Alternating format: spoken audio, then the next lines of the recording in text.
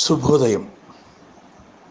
నడిచే దైవాలకు, మహామహిమాన్విత తపస్సంపన్నులకు నిలయం, ఆలయం మన వేదభూమి, పుణ్యభూమి, కర్మభూమి, మన భరతభూమి.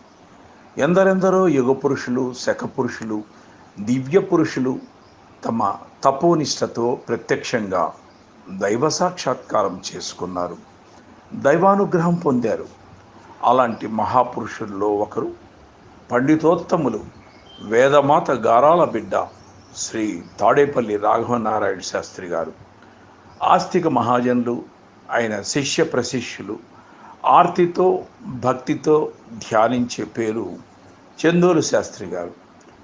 జగన్మాత బాలా త్రిపుర సుందరీదేవి బొసినవ్వుల బాలగా, పసిడి పలుకుల సిరిమల్లెగా శాస్త్రి గారింట్లో తిరుగాడేది.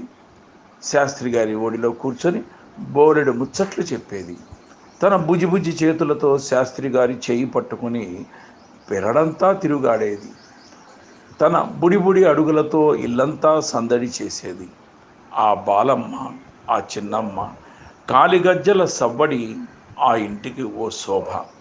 శ్రీ చందోలు శాస్త్రి గారి దివ్యానుభూతుల మణిహారం ప్రతినిత్యం మీ చెవులకు శుభప్రదం, పుణ్యప్రదం, విజయప్రదం.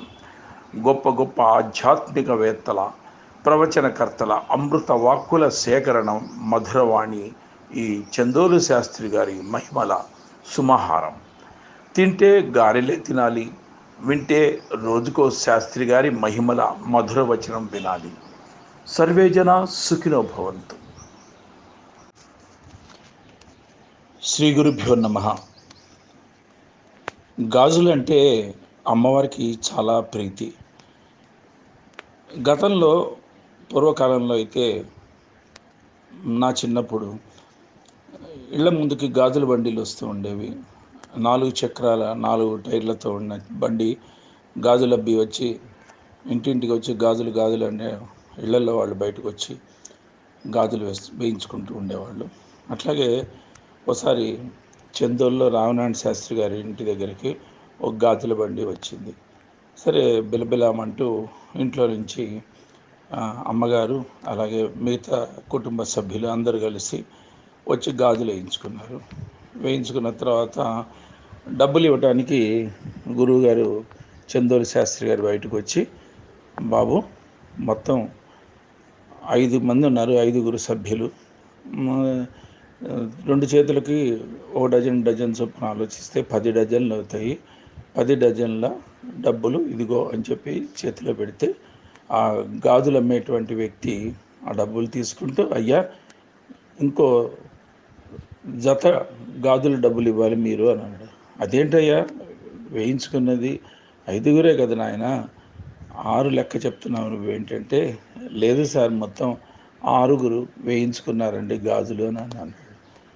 మా ఇంటి కుటుంబ సభ్యులు ఆడవాళ్ళు అందరూ 5గురే నాయన, ఎంత లెక్కేసినా 6వ వ్యక్తి రాలేదంటే, లేదండి అందరికన్నా ముందు ఓ 4 సంవత్సరాల పాప చక్కగా నవ్వుకుంటూ ప్రకాశవంతంగా వచ్చి గాజులేయమని చెప్పి 2 చేతులు చాచిందండి, నేను గాజులు వేశానండి. ఆకుపచ్చ రంగు గాజులు 2 డజను. మరి ఆ పాపకు వేసిన గాజుల డబ్బులు కూడా ఇవ్వాలి కదా మీరు అని అన్నాడంట గాజులమ్మే అబ్బాయి. ఓహో అని మన శాస్త్రి గారు నవ్వుకొని ఆ 2 జతల గాజుల డబ్బులు కూడా రాఘవనారాయణ శాస్త్రి గారు ఇచ్చేసి బండి వాడిని పంపించేశారంట. సరే నవ్వుకుంటూ పూజా గదిలోకి వచ్చి చూస్తే పూజా గదిలో బాలా త్రిపుర సుందరీదేవి మరి ఫోటో దగ్గర 2 డజన్ల గాజులు, ఆకుపచ్చ రంగులో గాజులు అక్కడ ఉన్నాయంట.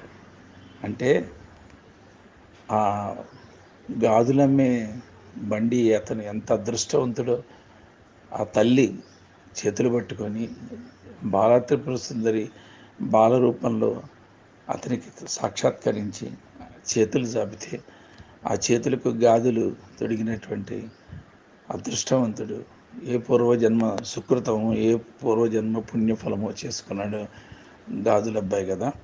మరి ఇలాంటి మహిమలు ఎన్నో మరి రాఘవనారాయణ శాస్త్రి గారి జీవితంలో వారి ఇంట్లో జరుగుతూనే ఉంటాయి, ప్రతిరోజు ప్రతినిత్యం అనేకం. మళ్ళా రేపు ఇంకొక మధురమైన అనుభూతితో మీ ముందు ఉంటాను.